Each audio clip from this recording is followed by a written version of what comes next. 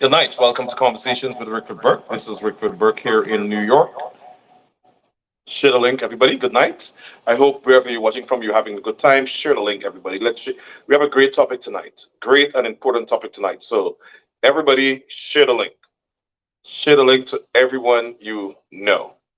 All right. Get into all of your Guyanese groups. Get on all your social media platforms. Share the link. Share the link. Share the link. I'll take 60 seconds. I want to come back.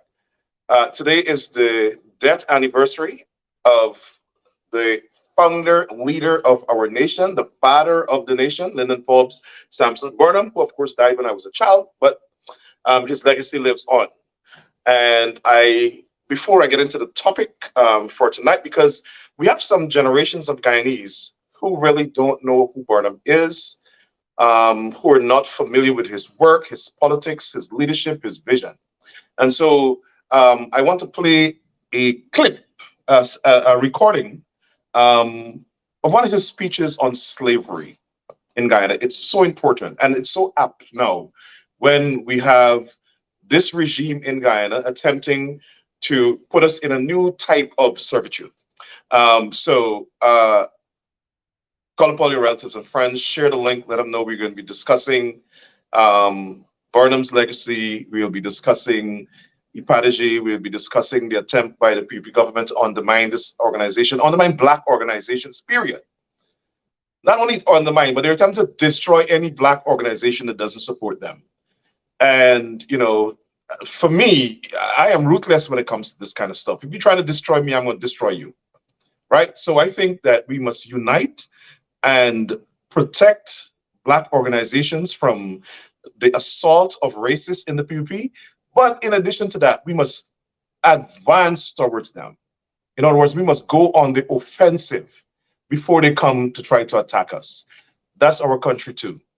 It's our country too. So we have to protect it. We have to protect ourselves and advance our interests. 60 seconds, I'll be back. Share the link.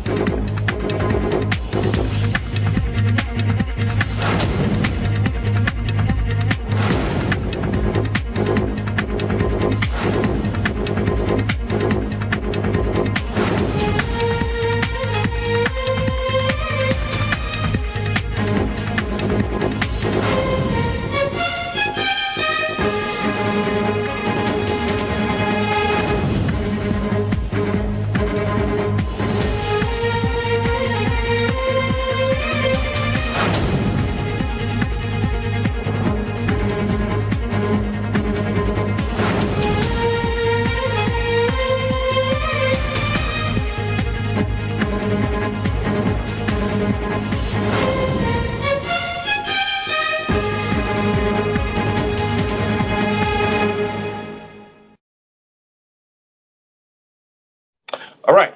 So keep sharing the link, everybody. Keep sharing the link. Let's get this audience wider. Let's get the message out. Let's get the conversation going. Share the link, everybody. Share the link. All right. So let me play a clip of Lyndon Forbes Sampson Burnham talking about slavery and the abolition of slavery. They tend to move one step ahead of the other. Can anybody tell me if you're hearing it? I'm not hearing it.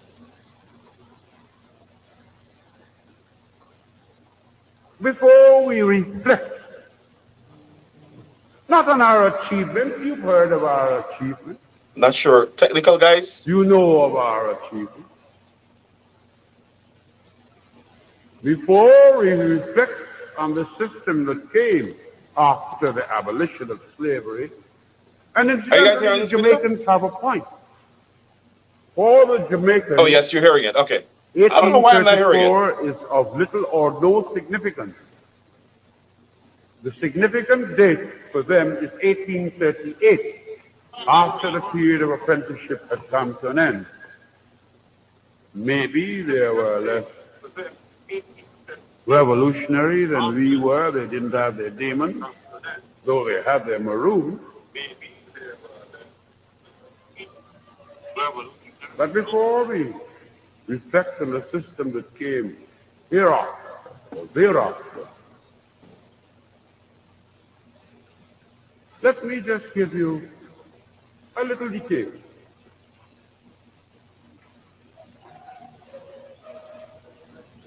Towards the time of the abolition of slavery,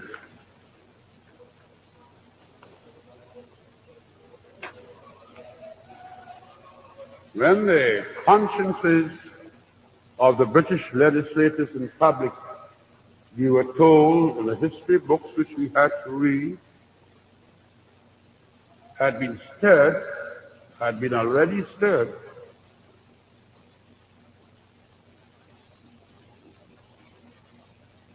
in July the 9th, on July the 9th, 1821,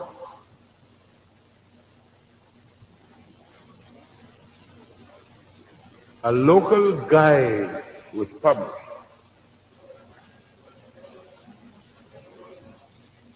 reminding persons that no slave is permitted to walk after 8 at night.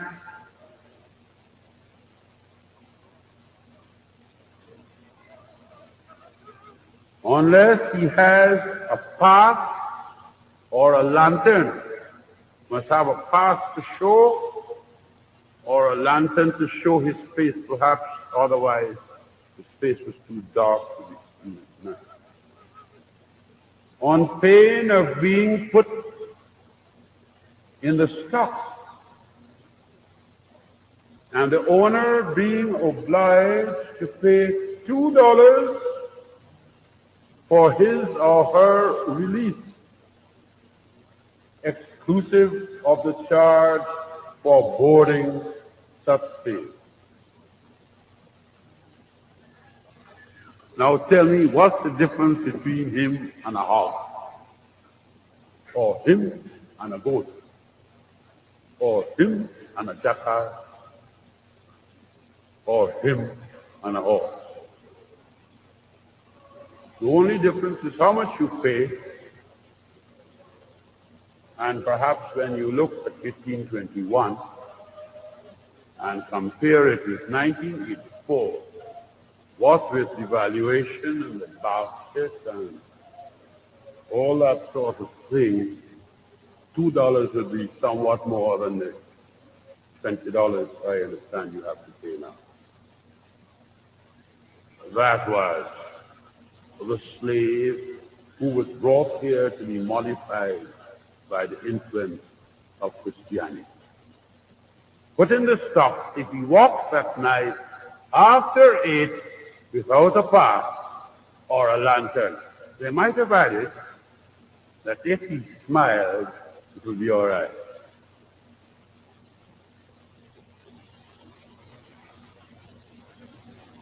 Now, sugar continued dominant in this country thereafter. In the case of the descendants of Africans who tended to be urbanized in the villages, the punishment for them was easy and condign.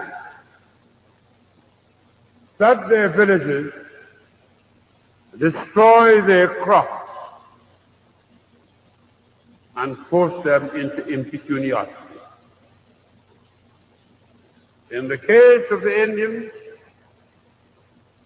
rule them with a heavy hand and ride them with whip and spur. Promise them a shilling a day when you are picking them up in India, but give them 4 shillings a day when you bring them to British Guyana. The Indians were human beings too. And there was strife starting from the 1840s right through and culminating in the 1948 resistance and more, which we commemorate each year in June. If one is spitefully academic, one would be inclined to differentiate between slavery and indentured labor. But the conditions of living were hardly different. The disrespect for human dignity was identical. And a hair's breadth separated the economic potential of either group during this terrible period.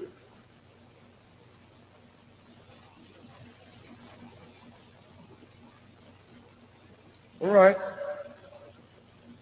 By 1953, as a result of a national struggle,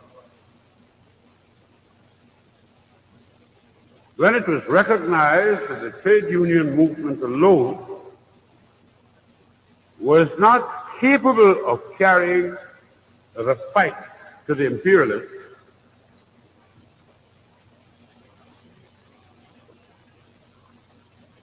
the struggle on the political front developed more fully. I'm not suggesting that there was no struggle on the political front, but I would say that by 1953, the struggle on the political front developed more fully, and there was a greater coordination of effort between the trade unions and the political grouping. What happened? A constitution was suspended. Why? Because they say we were going communist.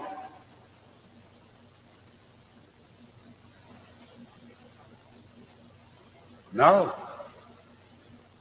we are told that it is of the essence of democracy that the people should be permitted to choose the form of government which they want. But I am reminded of a certain head of state, not in the Caribbean, who called together the 3 persons who were to choose a vice chancellor of a particular university. And he said, gentlemen, you may choose anyone you like as vice chancellor, provided it's one of these 2. So far as the British are concerned, you're free to choose your form of government, provided it is acceptable to the British. That was their philosophy in 1953. What is their present philosophy now? We shall see later.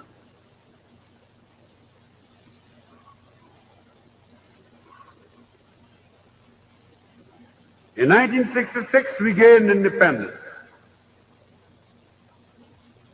Was slavery abolished in 1966? I say no. Was in 1970, we became a cooperative republic. Was slavery abolished? I say no.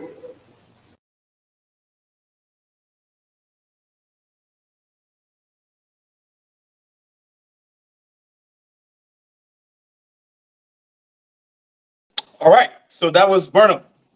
That wasn't exactly the clip I wanted, but what I'll do is I'll keep playing all the clips So that was Burnham. Clips of Burnham. You know, I recall when I was a teenager, I was in the youth arm of the People's National Congress. Very young.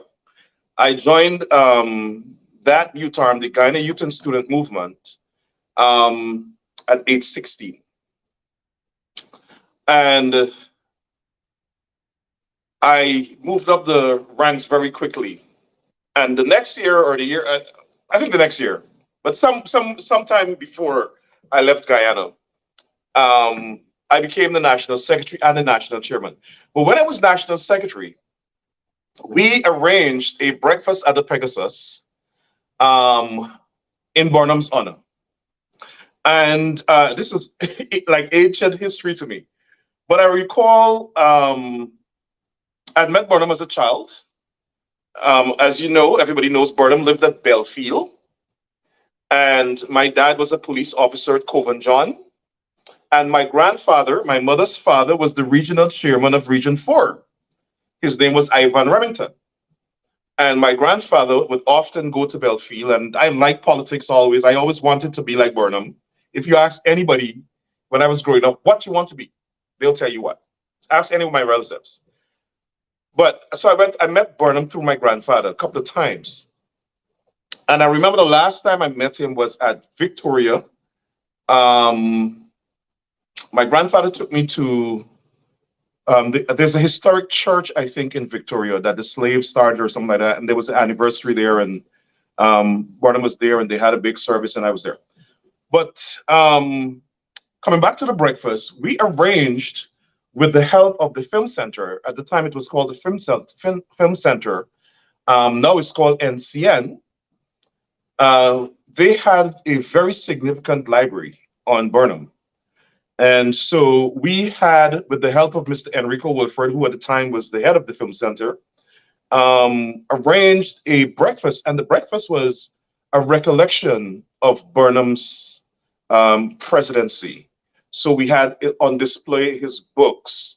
We had videos of him playing at different times in the breakfast. We had, during the breakfast, we had recordings just like this of him speaking. We need that because what is lost in our history is a sense of who we are, where we came from, who are leaders that brought us to where we are now. The PPP would have you believe that they brought Guyana to where it is now. No, no, no, no, no. The PPP spent more time destroying the country. My father was a police officer, I know. As a little child, we weren't allowed to say anything and listen, but I used to listen. Right? I could tell you, nights when my dad, as a police officer, would have to leave the house and go to oversee whether it's riots or people burning the cane fields, PPP organizers, PPP supporters, PPP operatives, burning the cane field, destroying the canes, burning bridges.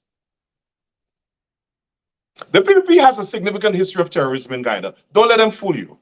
I'm telling you as a child, what I know for a fact, witnessed with my own eyes, heard over police radios, heard my father discussing when he was on the phone or whatever it is.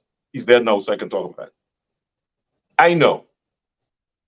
Like I said, my grandfather was the regional chairman of Region 4, and then he became chairman of the NCLDO, National Congress of Local Democratic Organs. A lot of people don't even know that exists. It's supposed to be a forum below Parliament, one step down from Parliament, where representatives of all the regions are elected to this organization, and they discuss policy for regional development and issues affecting each region at the national level.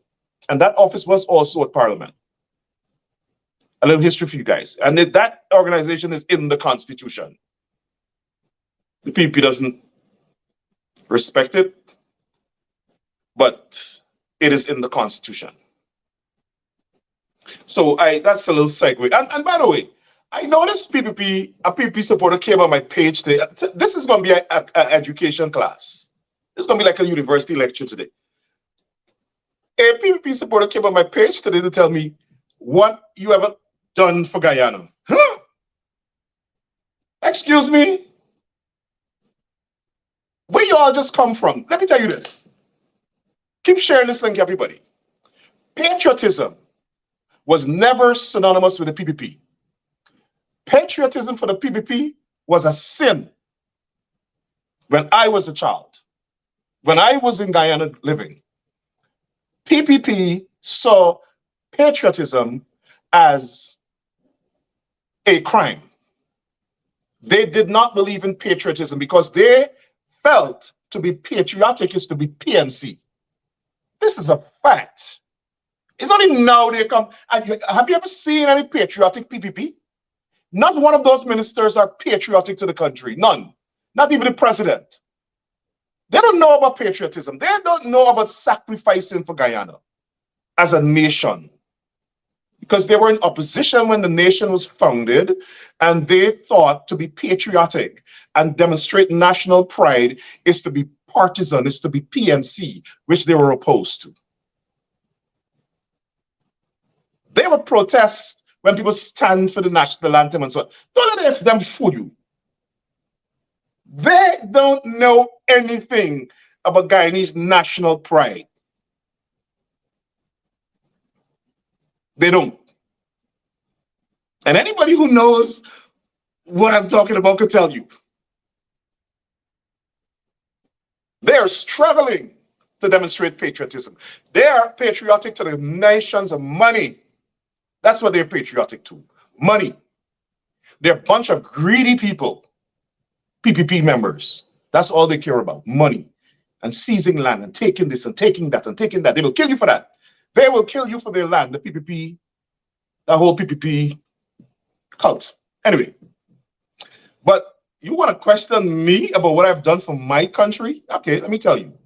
Before I go into IDPAD-G and so on. Like I said, at the age of 16, I joined the Youth and Student Movement, which is the youth arm of the PNC. That's where they taught us how to be patriotic.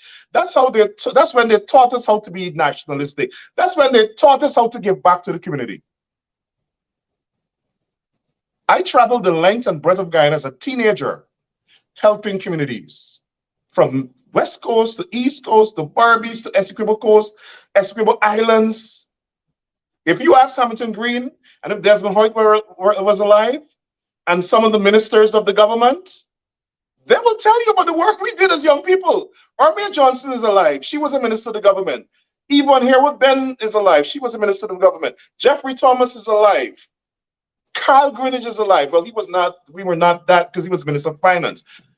But ask the ministers of the Hoyt administration, as young people, what we did.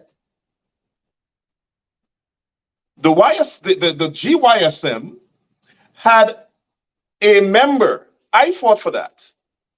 A member on every presidential visit. On every presidential visit that Desmond Hoyt made around the country, there was a YSM member. So if the executive member or the chairman for Region 5, sorry, if the president was going to Region 5, the chairman of the Youth and Student Movement for Region 5 would have been on the official team of the president's visit, if he was going to do political work. We fought for that, so that young people could be trained on how to manage and govern. At the age of 16, I remember listening to Viewpoint. My parents listened to Viewpoint. Viewpoint, I don't know if they have it in Guyana, if they still have it. Viewpoint was a point of view given on the radio, I think for 3 or 4 minutes every morning, that addresses a national issue. And I remember sitting there every day, some old person talking about issues. And I remember writing a letter to President Hoyt. I wasn't working for him then. As a matter of fact, I was a student. I think I was a high school student. And I wrote a letter to President Hoyt. And I said, where is the youth representation in the morning on the radio? We're hearing all of these senior citizens and big national leaders talking. We don't get any youth point of view. And I just wrote that letter like that. I didn't even know it was going to be read. And I remember Halim Majid, who was the president's political advisor, calling me because I put my number, my parents' number, at the bottom of that letter. And he's like, we need to meet with you. And he met with me and he sent me to somebody who's almost like a mother to me as well, Ave Brewster, who at the time was the general manager of the Guyana Broadcasting Corporation. She was as a matter of fact, I just saw her in a video.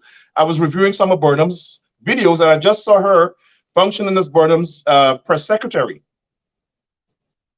She was the general manager of GBC. And I met with her and she told me I will be doing viewpoints on the radio. So they trained me. Margaret Lawrence, Phyllis Jackson, Ave Brewster. I forget there was another gentleman that taught me how to pronounce words.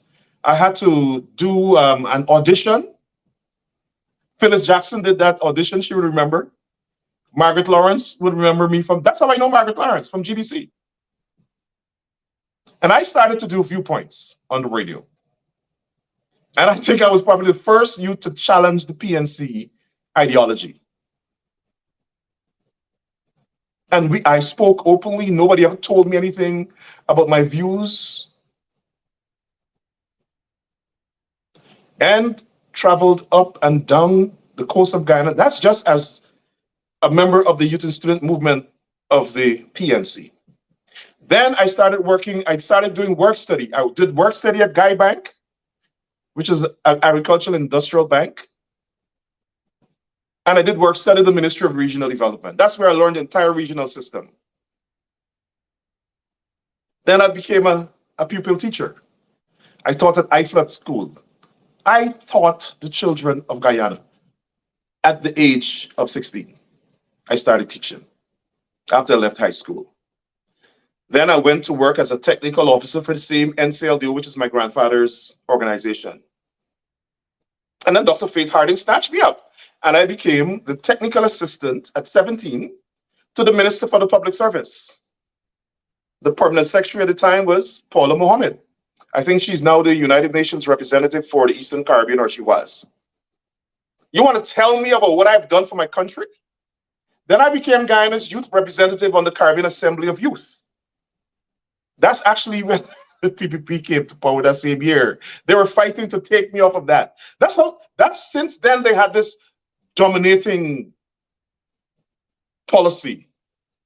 Oh, this little black boy is representing Guyana on the Caribbean Assembly of Youth. Take him off. We want an Indian. And actually, Nansur Nadir was the chairman of that organization, the Caribbean Assembly of Youth. We used to meet at his house. We would go to Barbados and Jamaica and Dominica and Trinidad for meetings every year. I represented my country as a teenager. What the hell you guys in the PPP did for Guyana? And I'm not even finished. So I remember, keep sharing the link, everybody. Share this link. Let me tell you what I've done for my country. Y'all don't come on my page to tell me about Guyana and what I've done for my country. As a matter of fact, while I was working at Dr. Faith Harding's office, there was a government agency called State Planning Secretariat. And the State Planning Secretariat was basically the planning institution for the government. And it was their contribution that, gave impetus to the government's policies in terms of social policies and the budgetary allocation for social programs. I was on 2 of those committees at State Planning Secretariat as the youth representative. And I remember while I was working for Dr. Faith Harding at Office of the President,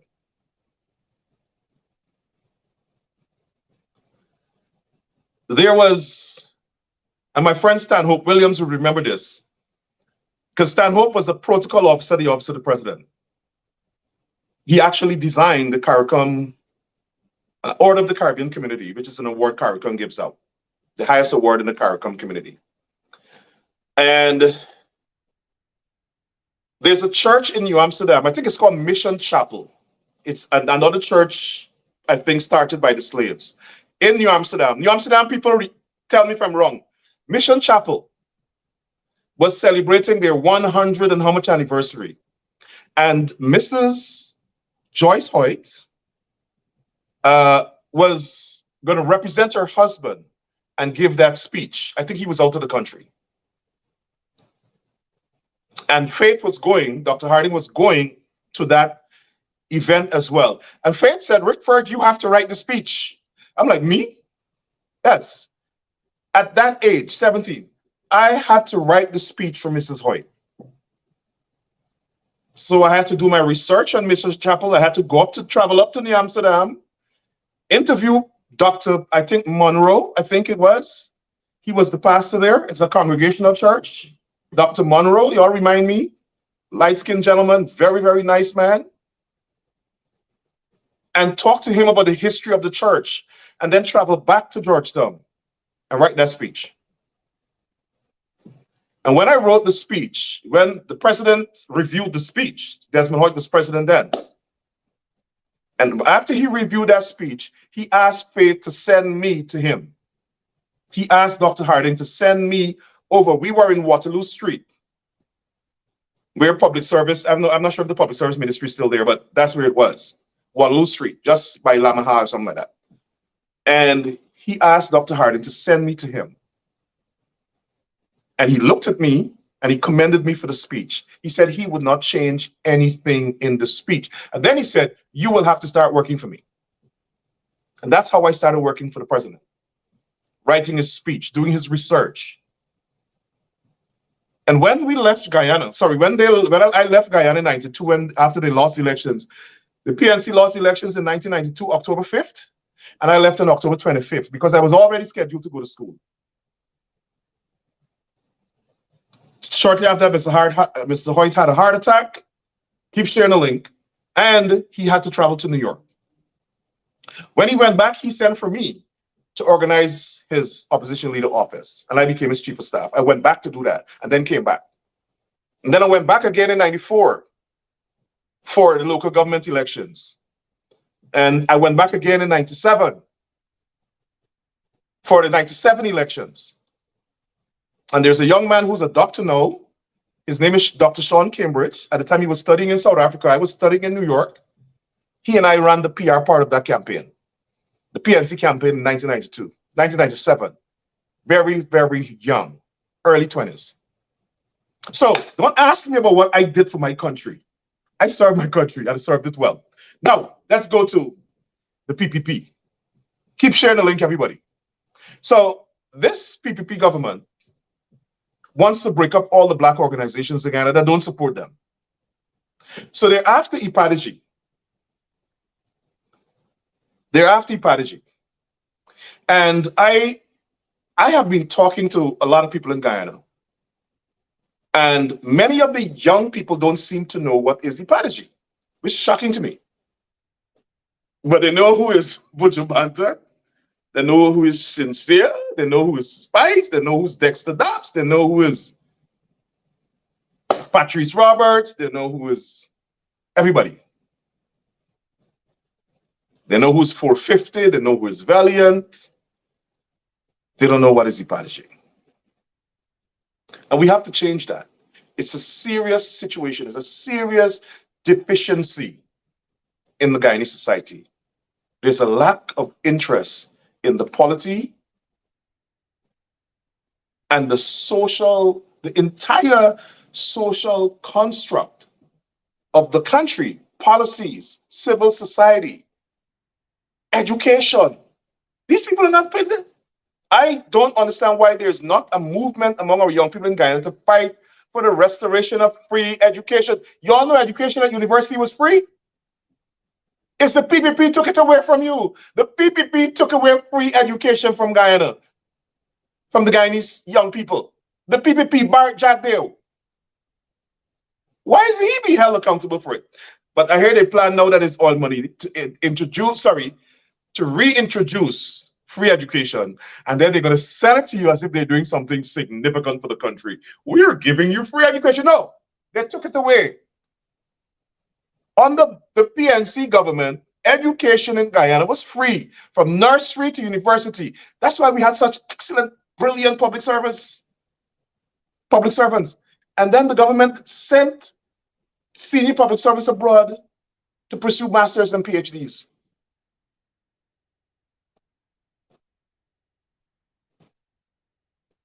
I think we were about the most educated in the Caribbean under the PNC government. Now, the PPP are sending people to IFLET University that does not exist. Anyway, IDPAD-G, let's stay on that. Now, I want people to understand what is IDPAD-G. Right? So we're gonna be talking about that today, and then once we have a full understanding of what IDPAD-G is, then we'll go to the PPP strategy to destroy the organization. And I want us to see IDPAD-G in the context of the international community.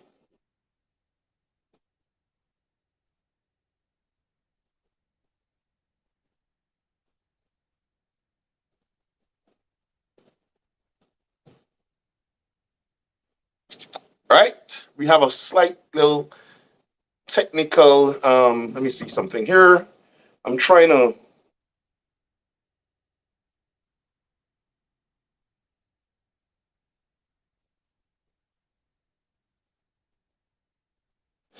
all right. I think, do we have it? I think we got it. I think we've got it. 1 second.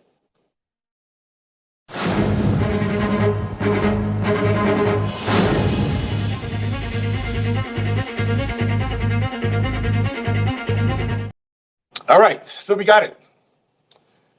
We have the document here. What is IDPAD-G? It's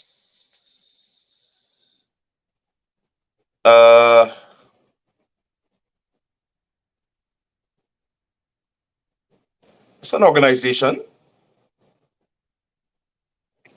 Anybody knows? If you know what IDPAD-G means, type it in the comments. Let me test your civic knowledge here.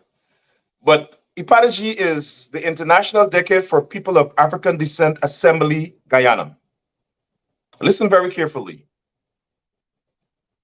The International Decade for People of African Descent Assembly. So it's an assembly, right? It constitutes more than one organization. It's an assembly, or more than one units, Guyana.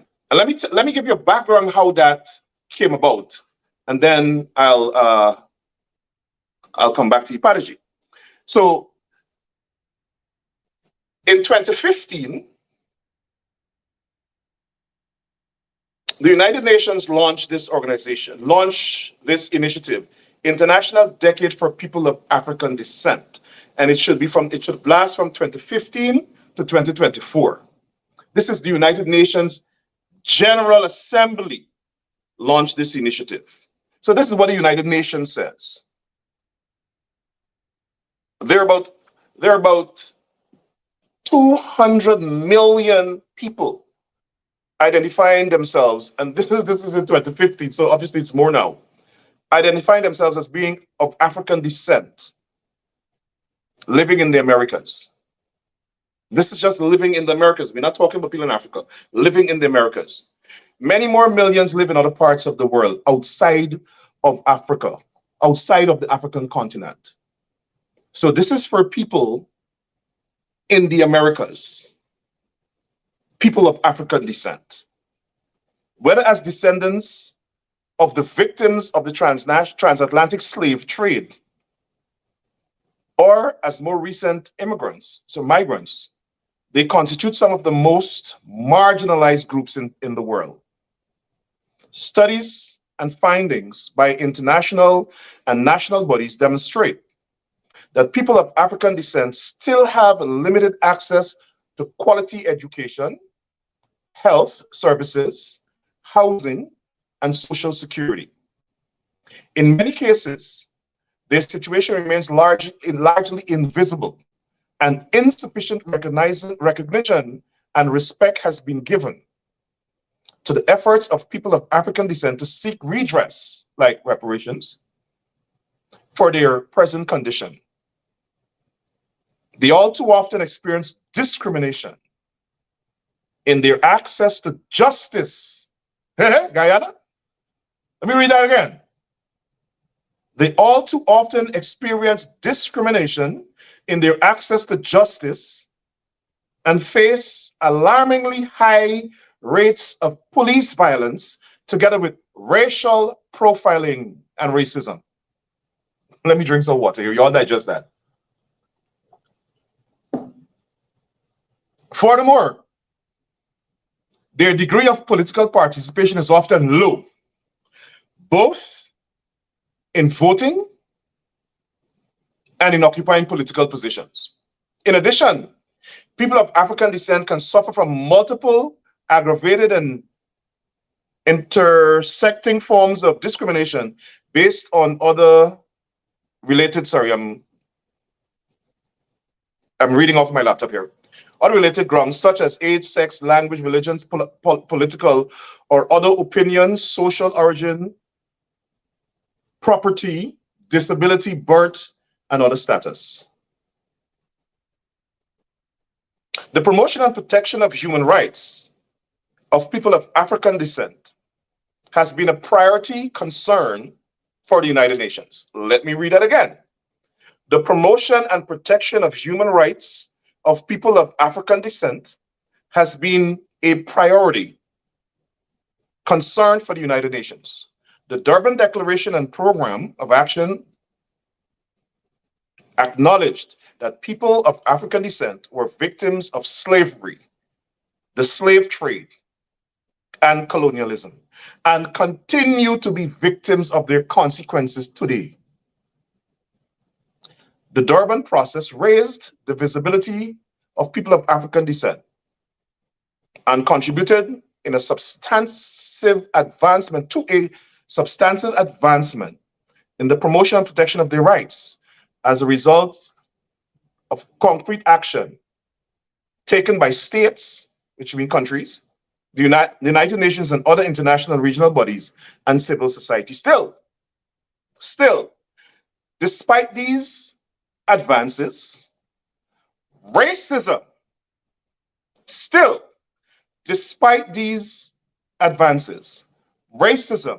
and racial discrimination, both direct and indirect, de facto and de jure, continue to manifest themselves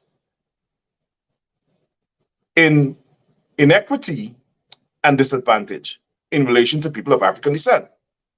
The International Decade aims to celebrate the important contribution of people of African descent worldwide, advance social justice and inclusion policies, eradicate racism and intolerance, promote human rights, and assist in creating better, more prosperous communities in line with the Sustainable Development Goals spearheaded by the United Nations.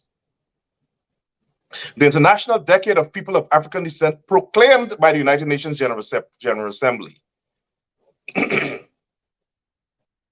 be observed from 2015, and this was planned since 2011, but came into effect in 2016, and runs on to 2024. And I understand the United Nations may extend it because of exigencies with regard to the continuation of these conditions for people of African descent.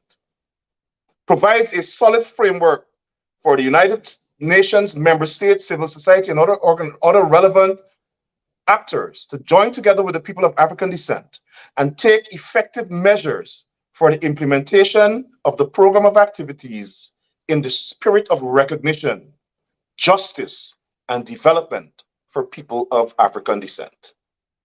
It is also a unique opportunity to build on the International Year of People of African Descent, which was observed in 2011, and further underline the important contribution made by people of African descent in our societies, and to propose concrete measures to promote their full inclusion, to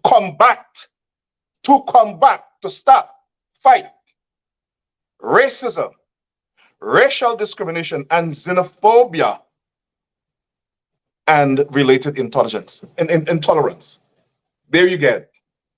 I've given you the perfect context in which IDPAD-G exists in Guyana. Now let's go to IDPAD-G. And this is what IDPAD-G says about its history.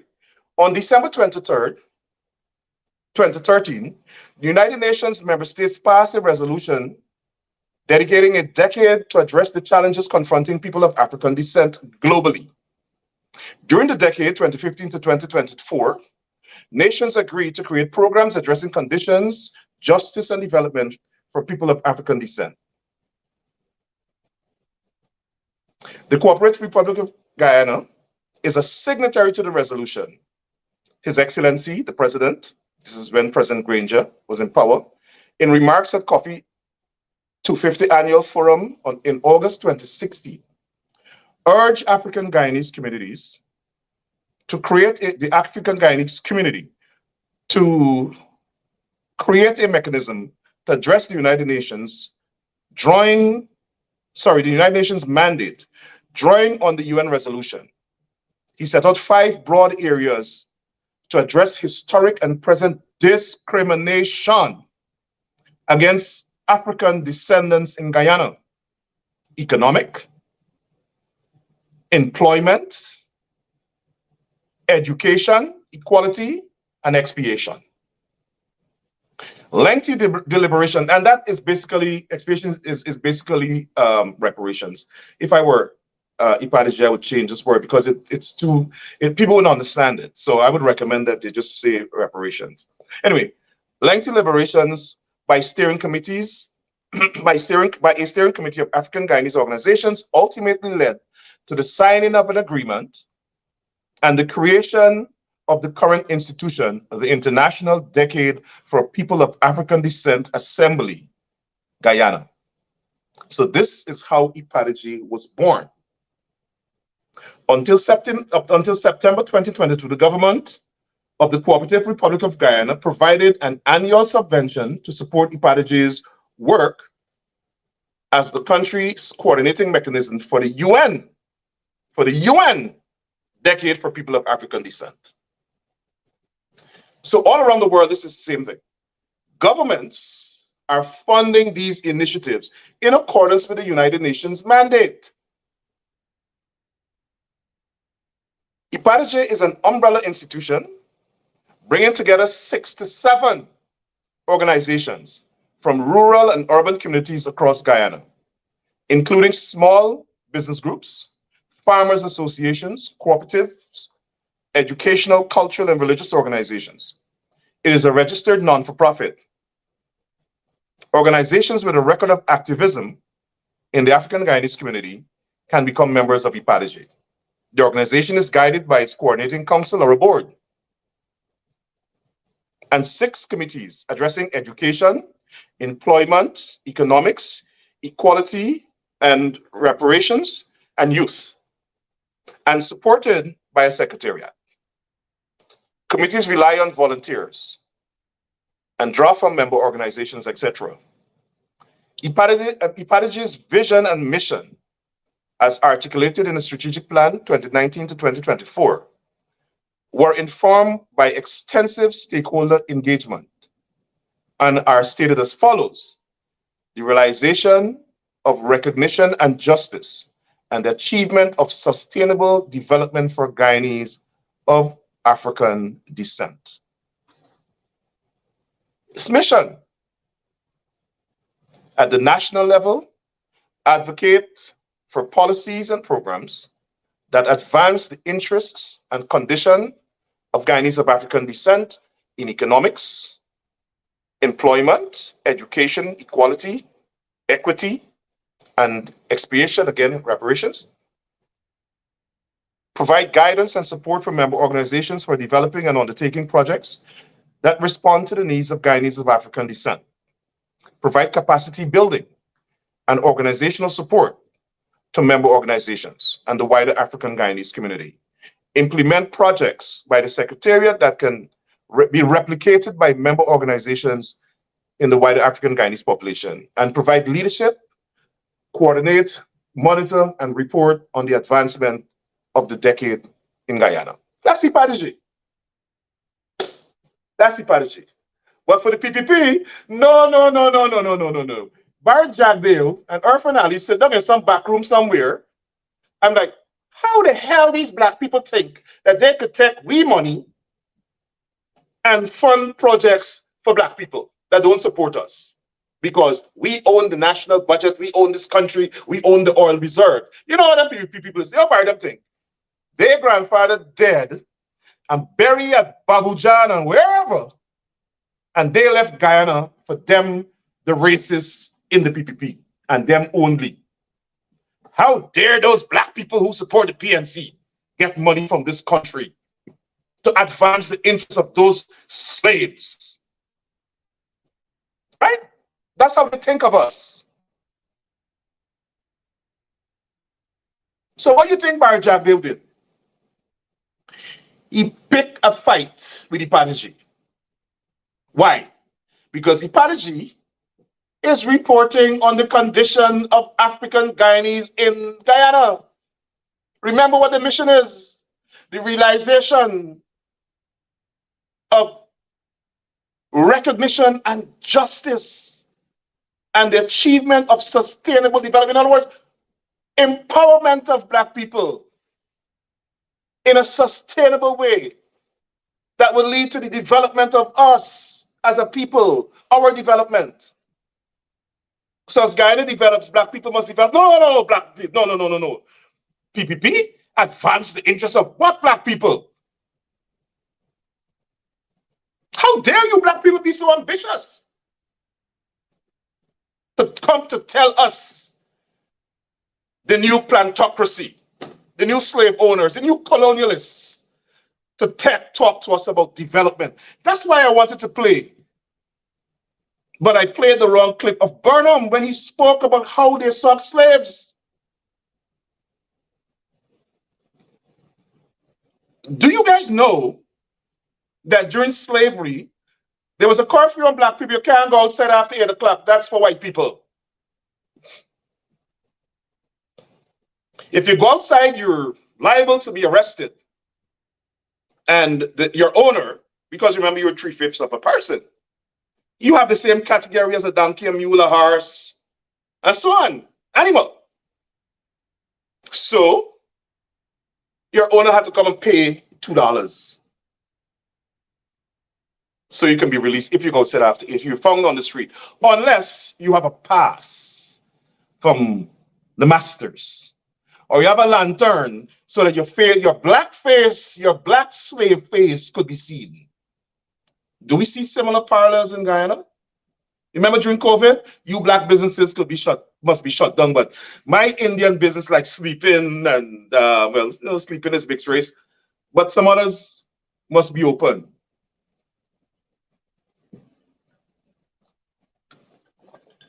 The Guyana police force. Oh, you only police East Indian people that support the PPP. Arrest everybody else. But dare not touch the East Indian supremacists in the PPP.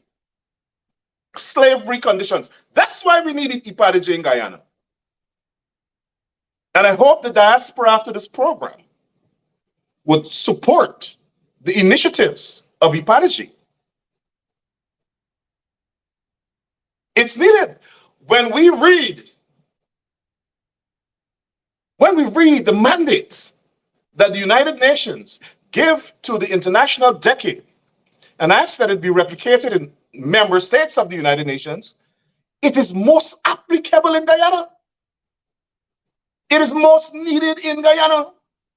It is as if in 2011, the leaders of the United Nations, in a vision from heaven, saw what was going to happen in Guyana under the PPP from 2020. And inspired the people to form this organization to promote justice, recognition, development, advancement, empowerment of black people. We don't got no money, They have a noose of subjugation around our necks with which they stifle us from economic survival, economic prospects, and benefiting from the oil wealth.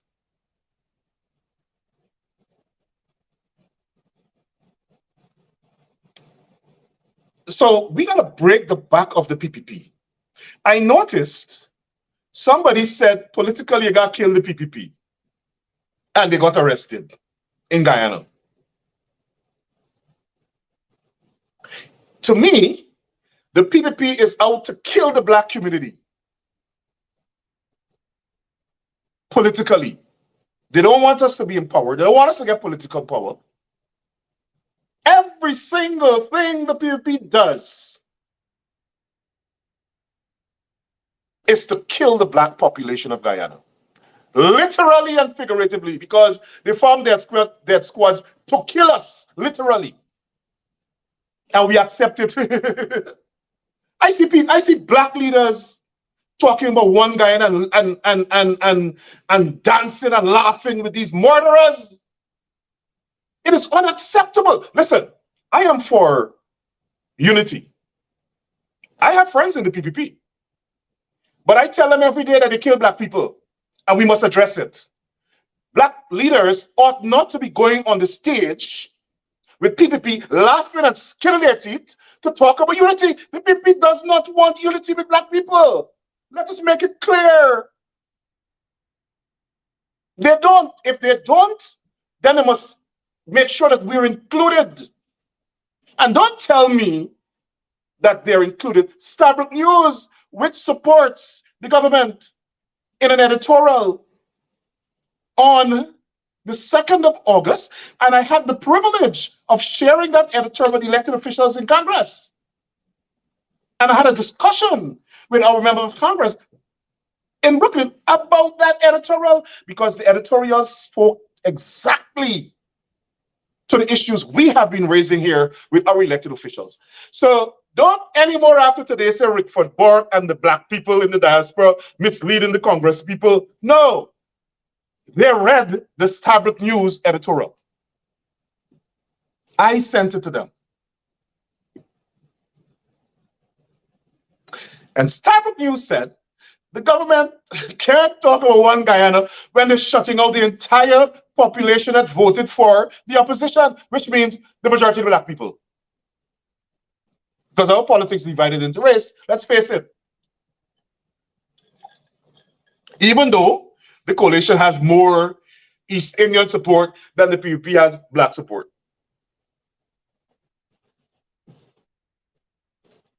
The Starbrook News has established, and the Starbrook News is no friend to Black people, no friend to the opposition. The Starbrook News says that the government's one Guyana policy and promulgation is a sham, because they have shut out, and in their exact words, half the people who voted in the last elections in 2020 from the governance and everything of the country.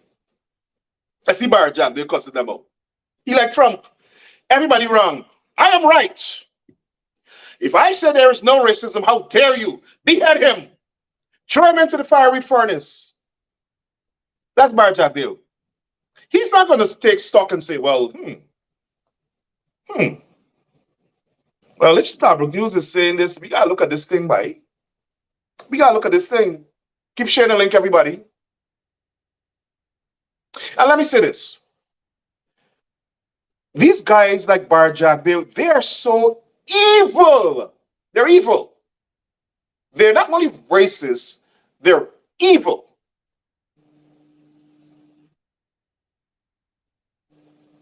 They're evil. They're greedy. They're contemptuous. They're dangerous for the country. All of the complaints about racism, you would think that they would sit with IDPAD-G. You would think that they would sit with AGDA. They would sit with the Reparations Committee.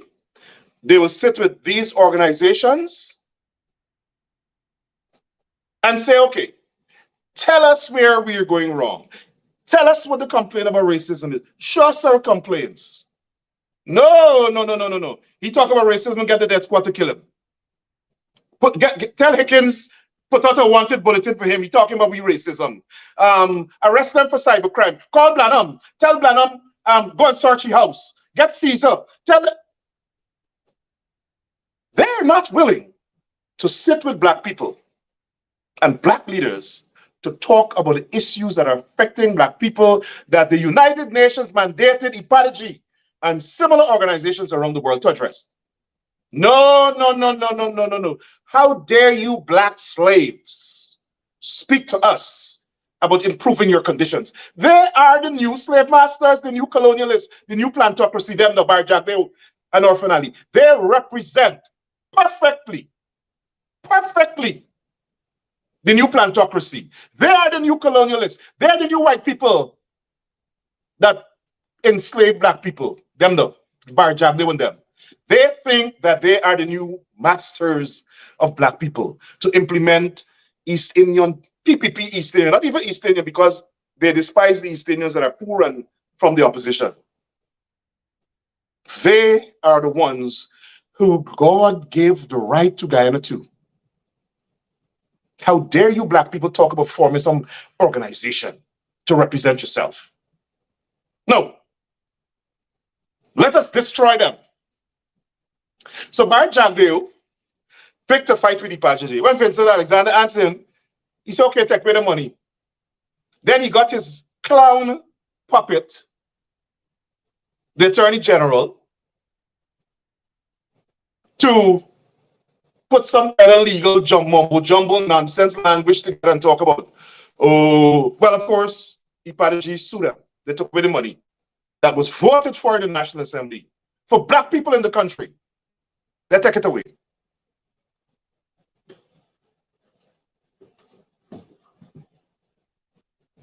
The ice pass black people. Plain and simple as that. The ice pass black people. And they've changed their strategy. But before I get to that, let me finish what I'm saying. So they put Nanlal to give some convoluted legal reasoning that makes no damn sense about why they take away the money. They were sued. The Chief Justice say, y'all mediate. Arrange this before I got ruled. They see the writing on the wall. They know the Chief Justice is probably going to rule against them. So they say, okay, we will give the money directly to the people, not through the organization anymore, because that organization gets too many ambitious black leaders. And they're associated with the opposition. And the opposition, by the mandate we East Indians from the PPP get from God, must benefit from nothing from the government or the state when we are in power. We're going to change that.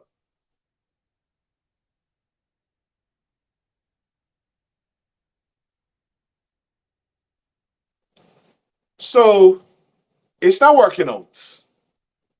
IDPAD-G is recognized by the United Nations as the organization in Guyana that is carrying out their mandate. How dare the United Nations recognize those black people? Barry Jagdeo.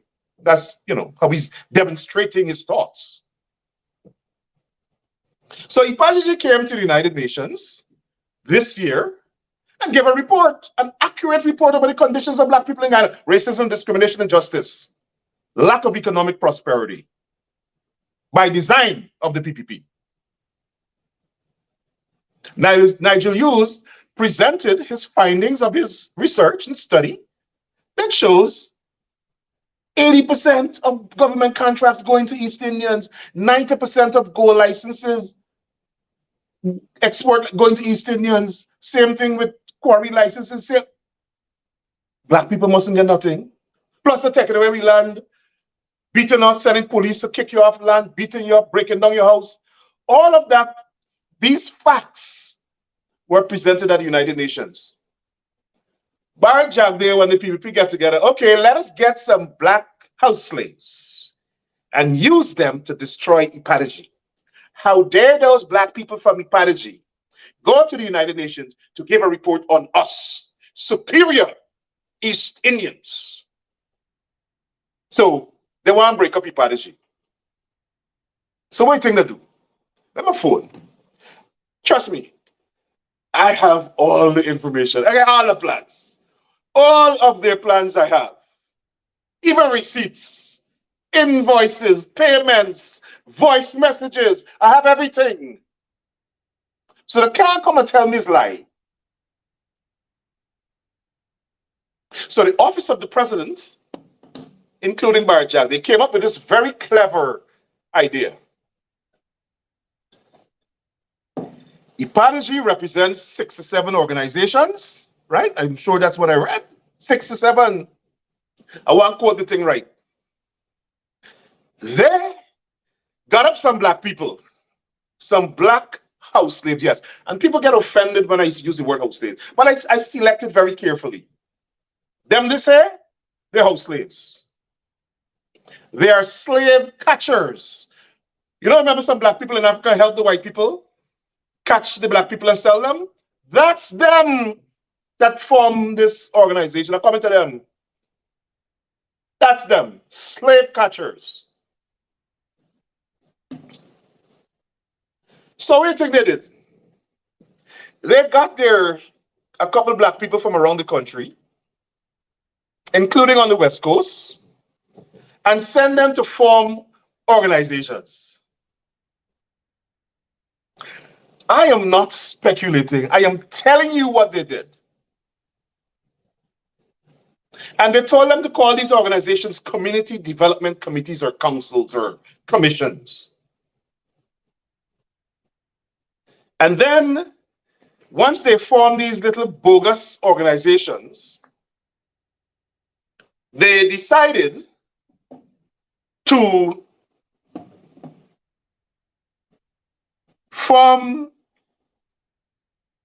an imitation IDPAD-G. Right? They form an imitation IDPAD-G.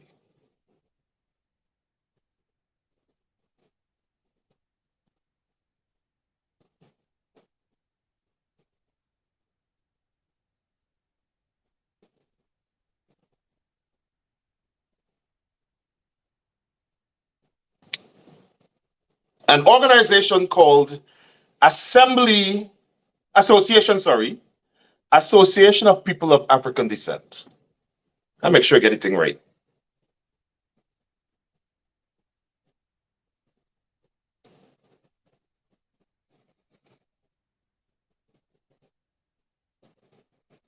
Association of People of African Descent, APAD. They don't even have ingenuity. They ain't got no sense of innovation. They can't create nothing. They gotta come up with something again. Just like One Guyana. One Guyana was formed by us here. That organization was formed, and actually, we have to talk to the lawyers about the Guyana consulate and these people using One Guyana here. Because we formed an organization called One Guyana and One Guyana USA, two organizations in one, since 2009. We formed that organization here. Go on Facebook, you'll see we have a Facebook page, One Guyana USA. So after they sent out their crooks to form this organization, they promised them they're going to take the IDPAD-G money. I'm not speculating, I'm telling you what their plan is. They're going to take the IDPAD-G money and give them. Right? And if they push me, I'm going to put out the evidence.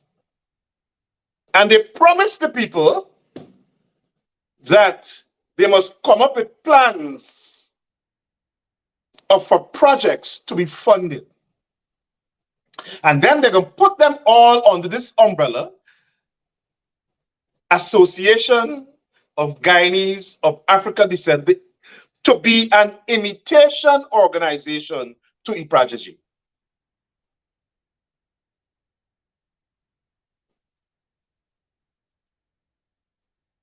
I don't respect people that do this kind of thing. I don't respect people that do this kind of thing. It is absolute rubbish. If you want to form an organization, go there, form an organization, man.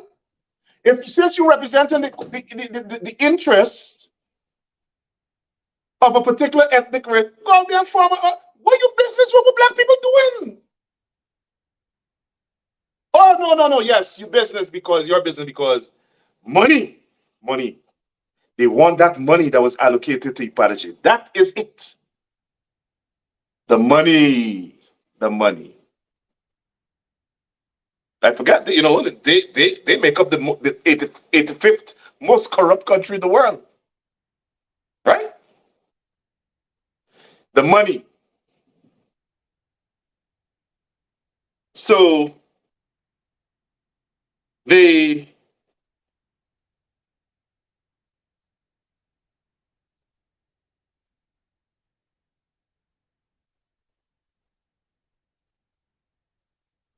got together some Negroes, some house slaves. Some of them they tricked. And they told them, we will give you funding, form these organizations, and come to the launch, which was at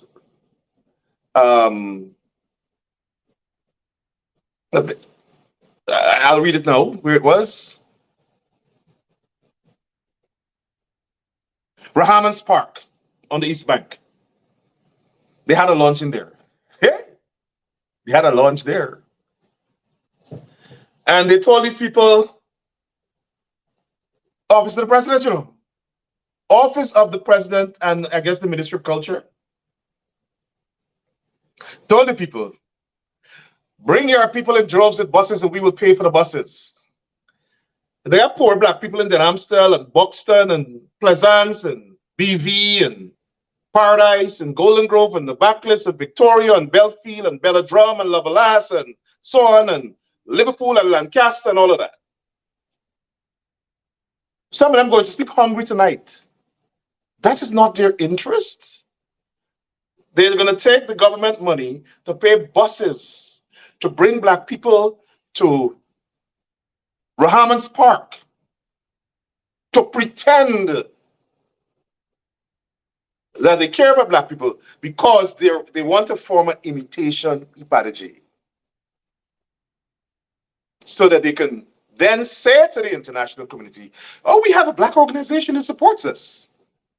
Just like they formed the clergy coalition that Wanajil, who has had to defend the fact that he didn't change his name pursuant to murdering somebody. He has had to defend that in the Stabrook News. I read it. He's heading it.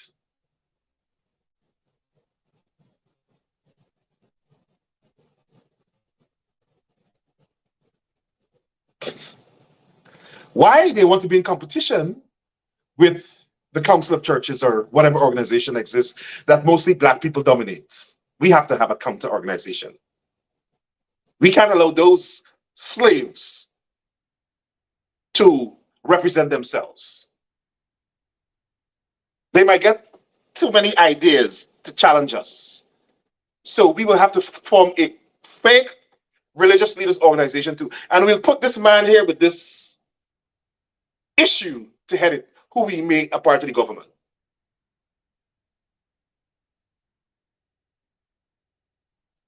So they put this imitation organization to put out a statement, a remarkable statement, incredible statement that reads, the first paragraph of the statement insults the black people. These same black people, this is how something is wrong with us. I think we're part of the tribe of Cain.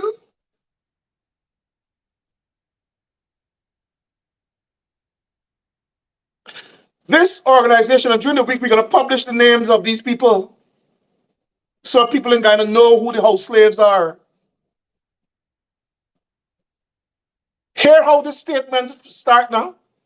In Guyana, there is a need for genuine, objective representation of people of African descent. So the racist East Indians in the PPP, The new colonizers, the new colonialists, the modern-day slave owners, modern-day plantocracy, telling Black people, you don't have genuine organizations representing you.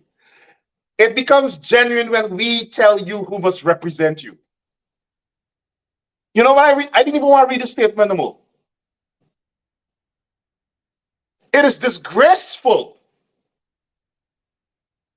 that the PPP government can get Black people to put out this trash about themselves. In Guyana, there is need for genuine, objective representation of Black people.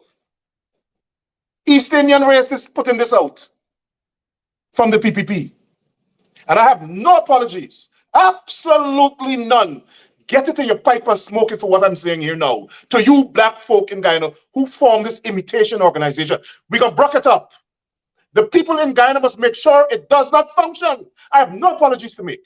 This organization was set up by the PPP to destroy the other Black organizations, and the people associated with it have no shame. They should be ostracized by the Black community. I make no apologies for my statement. Absolutely none. It is disgraceful what the PPP is trying to do in Guyana. And then they run around the country, the world, talking about, oh, we want Guyana, and they're trying to divide the Black community. Under the Bar-Jagde regime, they were executing their racism according to the United Nations declaration that I just read, directly. Remember they said they're direct and indirect forms of racism. Bar-Jagde's organization was executing direct forms of racism. They revised the strategy, you know what? Let me get them Black people to go against their own Black people. Let the Black people execute our racist policy. That's why we got a Black Minister of National Security, Home Affairs. That's why we have a Black police commissioner, so that when they go and shoot down Black people, beat them up and do all kinds of things against them, they're gonna tell the world, but the commissioner of police is Black. The Minister of Home Affairs is Black. Same racism, but they're using house slaves to carry it out. You guys ever watch Django? Please, everybody, I recommend go and watch Django Unchained. That's Samuel Jackson play Django. That's the PPP. That's it. When I'm finished here, I'm going to put the link to Django on my page. That's the PPP. The people who are executing this organization here, the launching of this organization, they're all Djangos. Accepting to be used to undermine Black organizations and destroy them. Break it up, disturb it, disrupt it. Do not allow a racist government to break up Black organizations, established organizations, internationally recognized organizations in Guyana. Undermine anybody who's been tasked with that function. It is a legitimate right for you to do that. They have been formed to break you up. You do the same thing. An eye for an eye. This is how we have to deal with the PPP.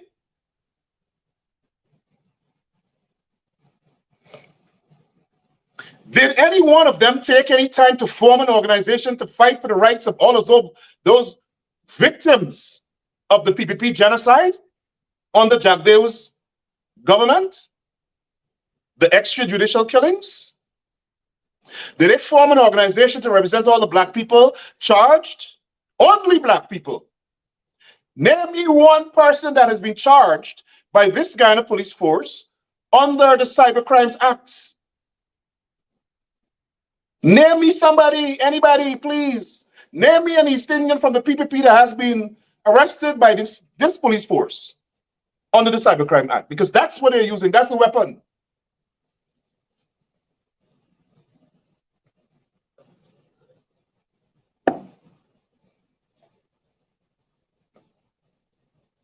Name me one. Did they form an organization for justice for these people? Did they form an organization to make sure that all those GCOM employees whose rights were denied get justice and their cases are languishing in courts because they have no evidence. And then the Attorney General will say, oh, I don't like the progress or lack of thereof of these. There's no evidence. Did anybody from this group form an organization that went to the government and said, it is unacceptable that 80% of the government contracts are going to East Indians. We want equity. They did that? No. But they're being used, allowing themselves to be used by the PPP to destroy IDPAD-G.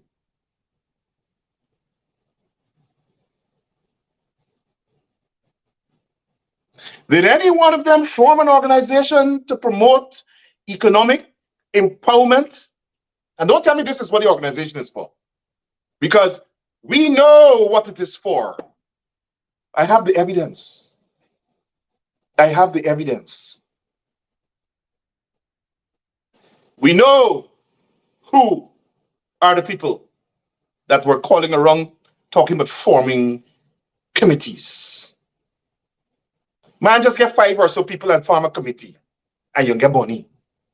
The president wants this organization bad. I have the evidence. If you alone full the buses, you can't get paid. The bus people can't get paid. Y'all can't get no money. Y'all have to bring 2 full buses, bus loads of people to the launch to show people that the PPP has black support. Bring them from wherever, even if it's Venezuela.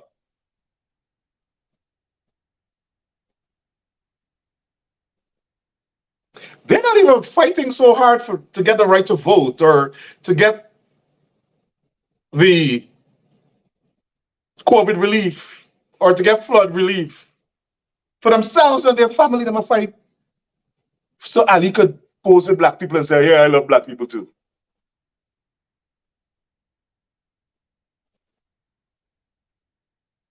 So the statement goes on. In Guyana, there is a need for genuine objective representation of black people, which lends significantly to national development. Oh, no. Now they know that black people can lead to national, black involvement can lead to national development. I thought it's only East Indians and PPP could develop the country. And those that they bring in from India and Pakistan and Dubai and Cuba, the straight here people, you know. I thought it's them, but all of a sudden,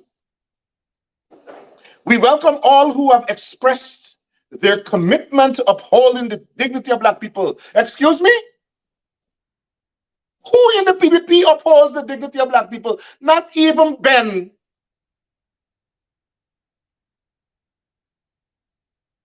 Not even Ben upholds the dignity of black people. Give me a break. Through protection of their human rights and the legal framework and other means. Do you know that it's the lawyer that all of us fought for, who the PPP arrested because she told her client to remain quiet? She's a part of this. She's a part of this. She's a part of this. Everybody has a right to associate with whoever they want. But if you're not supporting the PPP, you don't have that right. If you're black, you don't have the right. You don't have right to free speech. You don't have right to free expression. You don't have right to freedom of assembly. But if you got to make yourself available to be a house slave, yes, you have those rights. Yes, you have those rights. Yes, okay. And they have the audacity to talk about protecting the human rights of people. And the core philosophy of the PPP is to deny rights to black people. That is part of their governance philosophy. It is indelible, it is congenital. Inarguably so.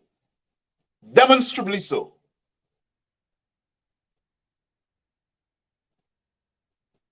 Legal framework to protect people's rights. Give me a break. How they can allow themselves to be used like this? It's shameful. It's repugnant.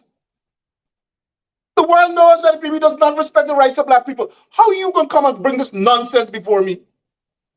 When one of the people organizing this The PPP tell you ain't got no rights, but tell the police arrest she. And up to now, the government has not apologized. What is wrong with black people? Anyway, let me leave that alone. As a result, like-minded Guyanese have come together to form the Association of People of African Descent, IPAD. Sorry, APAD. To ensure descendants of African slaves participate and contribute to the decisions on Guyana's future. Oh, geez, let me drink some water.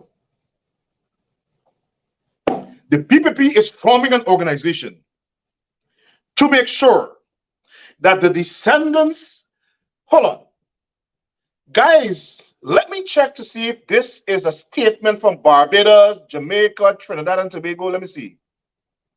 Oh, but it says Guyana, in Guyana. So I'm actually reading the right statement.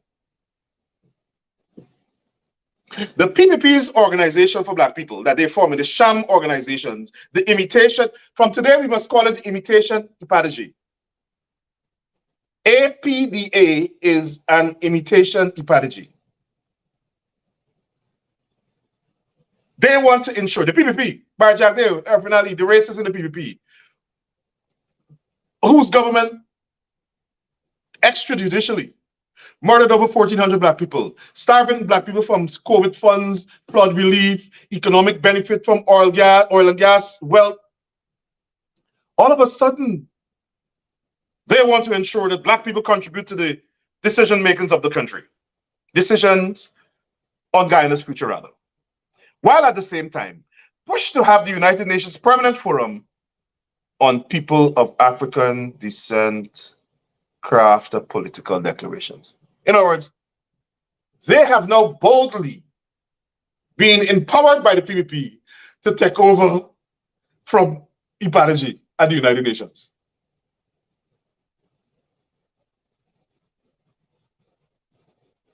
I kid you not. This is what their statement says. They're declaring their intent in plain sight. They want to ensure that the United Nations Permanent Forum for the People of African Descent craft a political. Okay, now we have homework. All the Guyanese black organizations in the diaspora, we're going to write a letter to the United Nations to tell them that this is an imitation organization formed to stop IDPAD-G from executing the mandate of the Assembly, which is to promote the interests of African people, to ensure that we recognize that we receive justice and that we are empowered.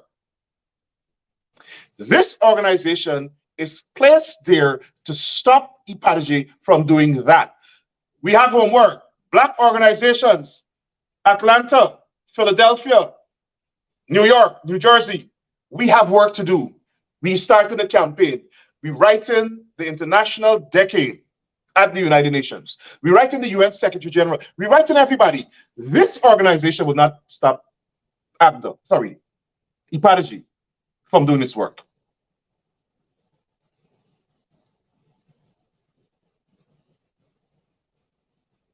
As we are aware, the statement continues. Guyana is a multi-ethnic society striving to forge unity and harmony amongst our diverse people. They suddenly know we got diverse people. Guyana got diverse. Oh no, I thought it's only East Indians. Oh yes. We are probably not people. Let's see if they're talking about us.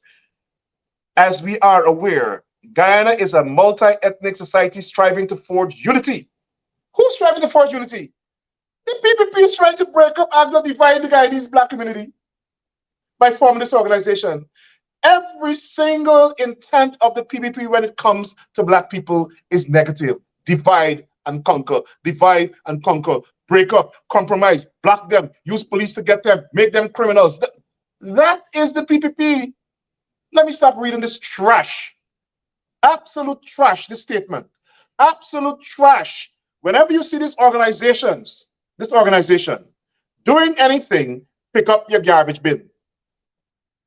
That's where it belongs. And let me say this to the Guyanese organization.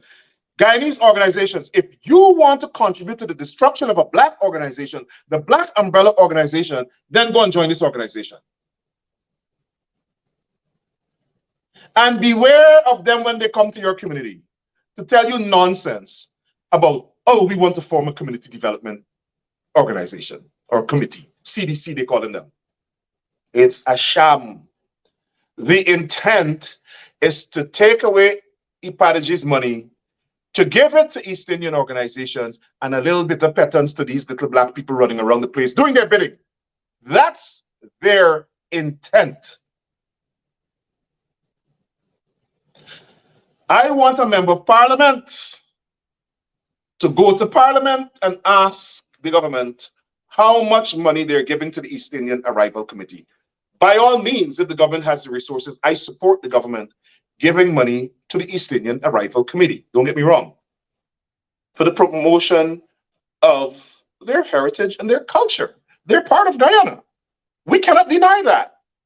They, in turn, the PPP government, want to deny black people to what we're entitled as Guyanese. We don't want to do that. But we want to know. And we want to compare and contrast. So a member of parliament from the opposition, please ask the question for the allocation of funds to the East Indian Arrival Committee. Because last year, the government took away money from even AGDA. Earlier this year, they gave AGDA some little bit of money. They attempted to, they defunded AGDA last year, the organization that does emancipation celebration in National Park. And then they got the balls, the effrontery, the gumption to go to AGDA's event. Last year, they went there. I would have put all of them out. Don't come in here. You're funded. Don't come. You're not a national leader. You are an ethnic leader. Go to the Indian Arrival Day thing. Since you don't want to respect black people. And then I know sometimes, oh, Burke is being divisive. No, I'm being realistic. I'm calling out the PPP for what they're doing in the country. They are dividing the country. It is this same behavior that led Sudan to split in two. And I've been using that. And now, even one Sudan, like that one half goes split in two too.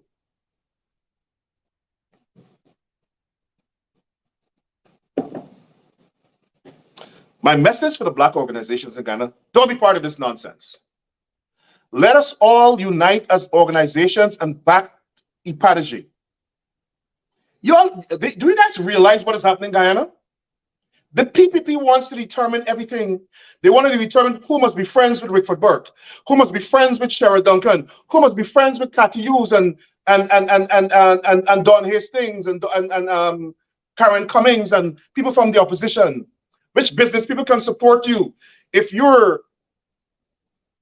running a business and you support a venture from the opposition, you're blacklisted. But you got what the hell? You can't get a job with the state if the PPP is in power. You can't get government money. You can't form an organization. You can't support. You can't stand up. You can't take a picture.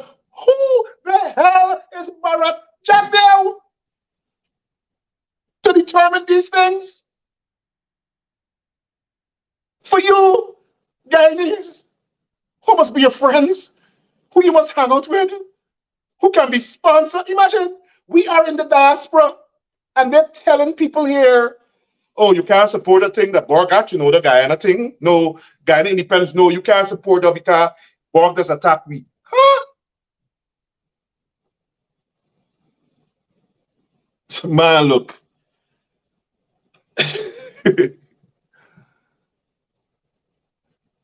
We should do the same thing. The problem we have is that we have very short memories. The problems we have that we love everybody. We don't even know how to be racist, some of us. I mean, I'm not saying they're not black racists. I'm sure they are. And we shun them too. But I'm saying in a country like Guyana, where half the population is one ethnicity, and then we have almost 30%, another, sorry, not half the population, absolutely not. The East Indian population is about what, 30-something%. The last statistics I saw, the black population is 30%. We have the mixed race, 20%. Amerindians, 10%. And other little minority groups, Asians and Chinese, form the other percentage.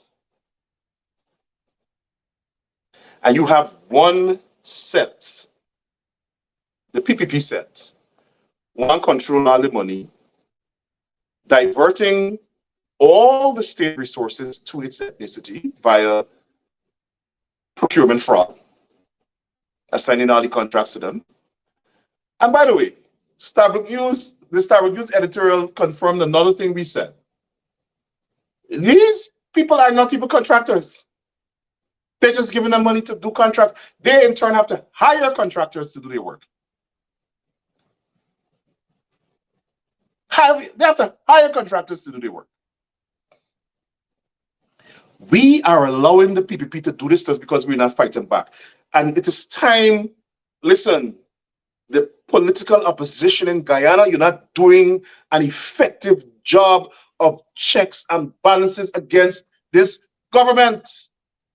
I make no apologies for saying that. The opposition is weak, and we all have to work to strengthen the opposition and give them the tools. The people of Guyana have to support the opposition and give them the tools to fight this government. Empower them by voting for them, by supporting them, by going out when they have activities and participating.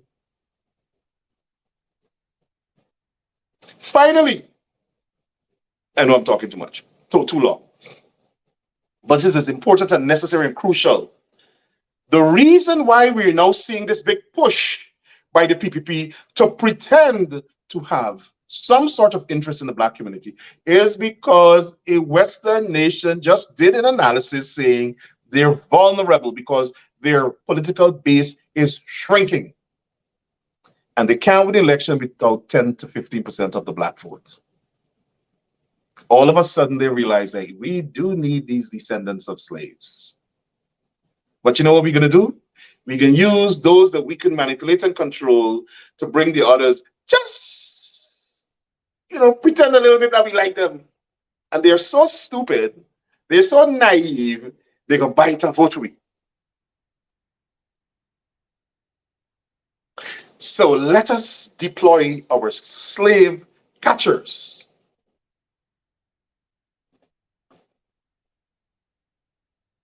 And the people on the West Coast, I want y'all know, they have a slave catcher over there. They have a slave catcher up on the West Coast. I'm going to tell you who she is.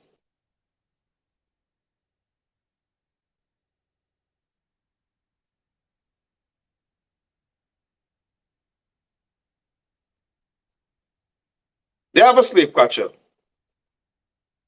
Her name is Leota Green Watson. She's from Baggotsville. She is one of the people they're using. She is one of the people they're using, a house slave, to form these CDC groups, to trick Black people into becoming a part of a fake imitation IDPAD-G to, in turn, break up IDPAD-G. When you see our commentary, you're not interested. We're going to find out who the others are. We're going to find out who the others are. This nonsense must stop. You either be a part of us, you either acknowledge that Black people are a legitimate part of the country, and you have to deal with the leaders they select. Deal with the leaders the Black people select. Imagine these guys are so racist. The rules of Parliament require that the deputy speaker come from the opposition. They are so anti-Black that they refuse to name or vote for a Black person from the opposition as a deputy speaker. It is antithetical to their political philosophy of empowering Black people. Antithetical. You know what they have done? A group of them small parties came together and formed a pact, an arrangement, an agreement that they're going to accept a seat in Parliament. Right? None of them got enough, so they come together and they get a one seat. The opposition Sorry, the coalition has, the government only has 2 more seats than the coalition in parliament, you know. Two. And then these other little parties make up 1. You know what they did? Before they give anybody in the opposition that seat in the coalition, they give the deputy speaker position to the party who get 1 seat in parliament, all of the candidates are non-black. First, they had, what's his name? The gentleman from St. Cuthbert Mission, the Bamsi parliamentarian. I forgot his name. Let me see, put his name in the comments, somebody. He just resigned from parliament because they're rotating it. Right? We have a slight bill. Now, he resigned, an Indian woman came in, and they gave her the deputy speaker position.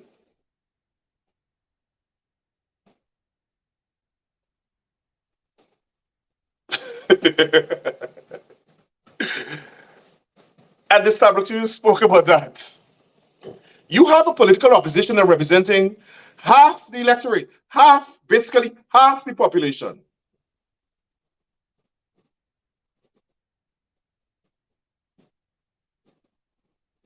Right? Traditionally, that's how the deputy speaker should be elected, from the major opposition. They decided, no, we want the deputy speaker to be an East Indian too, or a non-black.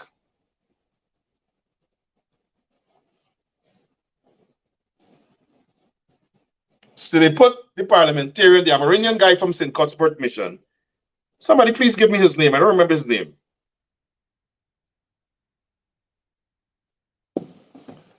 And now they made an East Indian woman. Schumann. Thank you very much. Amita, thank you. Schumann. Lennox Schumann. They made him the opposition leader. How dare you black, sorry, not opposition leader, deputy speaker. How dare you black people want to be deputy speaker when the PPP is ruling? We are anti-black.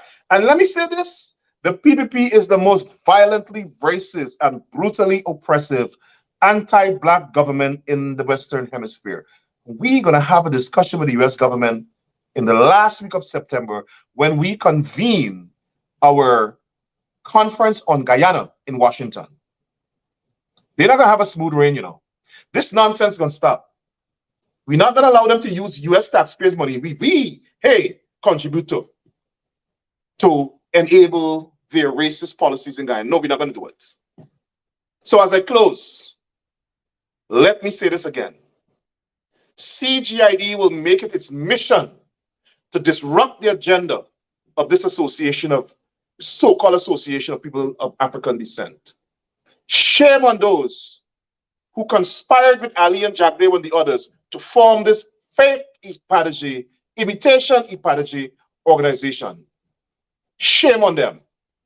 And you want to come for me? Come for me. Come for me, I go for you back. That's my view. Free speech rights. That's exactly what you're doing.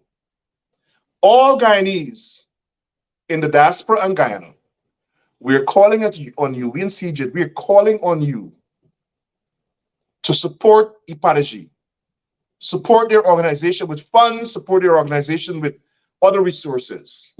Everybody, find out from IDPAD-G, message them on Facebook, call them on WhatsApp, ask them how you can help fund their projects.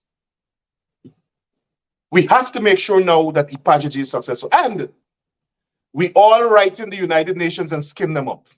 We write in the United Nations to let the United Nations know that this is an organization that represents racist supremacists who are doing their bidding to obstruct IDPAD-G from carrying out the mandate of the United Nations Decade of People of African Descent. Tomorrow morning, fire up those pens, fire up those emails, call the decade at the United Nations. every Guyanese in the diaspora. We have work to do. And again, as I close, the responsibility of Black leaders in Guyana is to unite and promote our interests as Black people and promote everybody else's interests. But the fact that the United Nations has said that we are under threat, we are being undermined, we are being marginalized, we are being discriminated against, we have no justice, we've not been empowered, and that's what the decade of development is for. And that's what the PPP government is undermining. So all of us as Black people, all the Black organizations come together.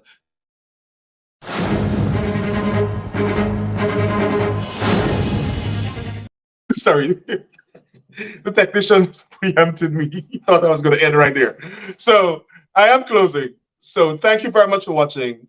Thanks again. Have a good night, everybody. Have a great week. Support IDPAD-G. Have a good night.